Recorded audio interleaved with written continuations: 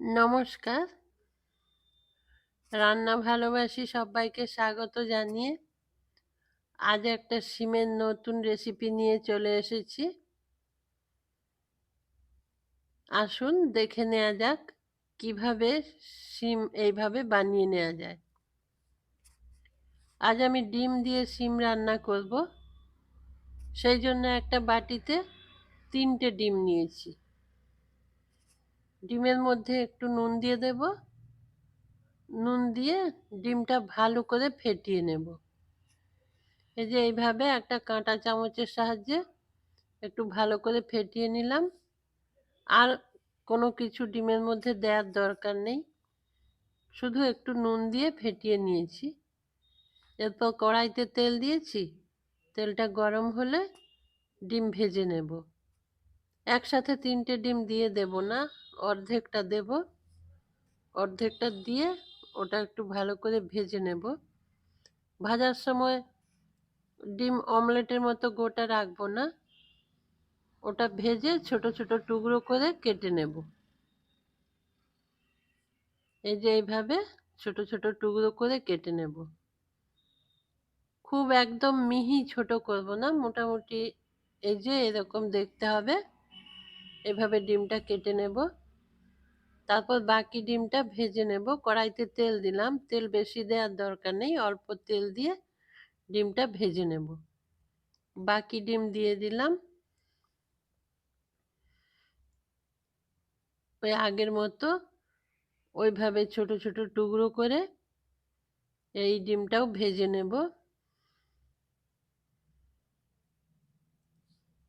ডিম ভাজা হয়ে গেছে, তুলে নিলাম। এরপর কড়াইতে তেল দেব। তেল দিয়ে শিম কেটে রেখেছি ছোট ছোট টুকরো করে। শিম আমি ভেজে নেব, তেল গরম হলে ভেজে নেব। শিমগুলো খুব ছোট করিনি, প্রত্যেকটা শিম 3টে টুকরোয় কেটে নিয়েছি। এই যে এইভাবে শিমটা কেটে নিয়েছি। এখন ওটা ভেজে নেব। শিমের মধ্যে কিছুই দেব না, শুধু একটু নুন দিয়ে শিমটা ভেজে নেব।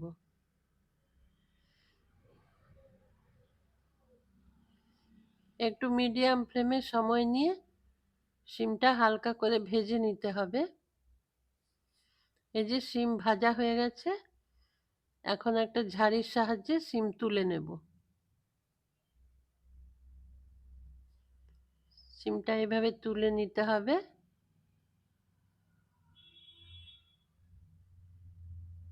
শিম তুলে নিলাম, সব শিম তুলে নিয়েছি।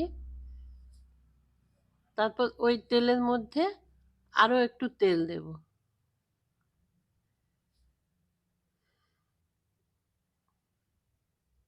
অল্প একটু তেল দেব। তারপর ফোড়ন দিয়ে দেব।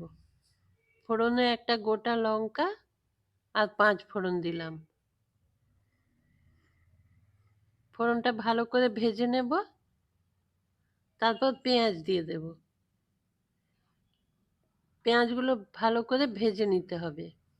পেঁয়াজের মধ্যে 2টো কাঁচা লঙ্কা দিলাম, দিয়ে ভালো করে ভেজে নিতে হবে। একটু নুন দিয়ে ভেজে নিচ্ছি, পেঁয়াজটা তাড়াতাড়ি নরম হয়ে যাবে।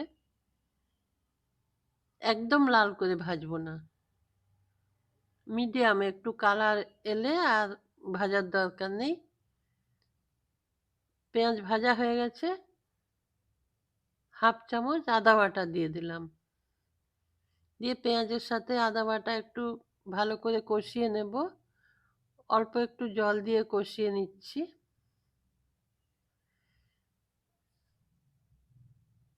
তারপর হলুদ গুঁড়ো আর লাল লঙ্কার গুঁড়ো দিয়ে দিলাম। দিয়ে আবারও মিশিয়ে নিলাম ভালো করে। আবার অল্প একটু জল দিয়ে কষিয়ে নিচ্ছি। মশলাগুলো কষানো হয়ে গেছে, আর বেশি কিছু মশলা দেওয়ার দরকার নেই। এখন শিম আর একটা টমেটো ছোট ছোট করে কেটে রেখেছিলাম, ওটা দিয়ে দিলাম। দিয়ে ভালো করে মিশিয়ে নিচ্ছি। এতে জল দেওয়ার দরকার নেই, একটু নুন দিলাম। নুনটা একটু টেস্ট করে দেবেন, কারণ সিম ভাজার সময় নুন দেওয়া আছে, আবার পেঁয়াজ ভাজার সময় একটু নুন দিয়েছি। ডিমের মধ্যেও নুন আছে, সেই জন্য নুনটা একটু টেস্ট করে দেবেন। একটু ঢেকে দিলাম। গ্যাসের ফ্লেমটা লোতে রাখা আছে। এই রেসিপিতে জল ব্যবহার করছি না, সেই জন্য হালকা আঁচেই এটা রান্না করতে হবে। বেশি জোরে গ্যাসের ফ্লেম দেওয়া চলবে না, তাহলে নিচে পুড়ে যেতে পারে। এখন ওই টুকরো করে ভেজে রাখা ডিমগুলো মিশিয়ে দেব। এর মধ্যে ভালো করে মিশিয়ে দেব।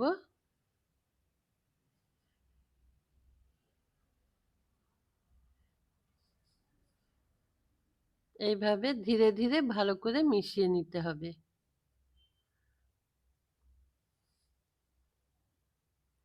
এইভাবে শিম রান্না করে গরম গরম ভাতের সাথে খাবেন,